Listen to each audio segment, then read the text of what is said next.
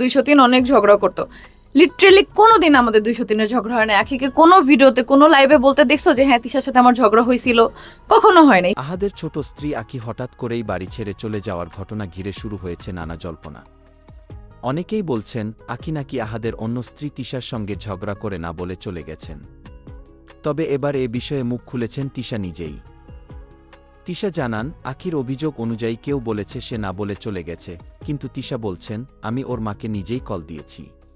যে আমরা নাকি বলছি আখি না বলে চলে গেছে, কিন্তু ওর মাকে আমিই কল দিছি। আমি বলি না একবার আমাকে না বলে চলে গেছে, আহাদকে না বলে চলে গেছে। আমি ওর মাকে।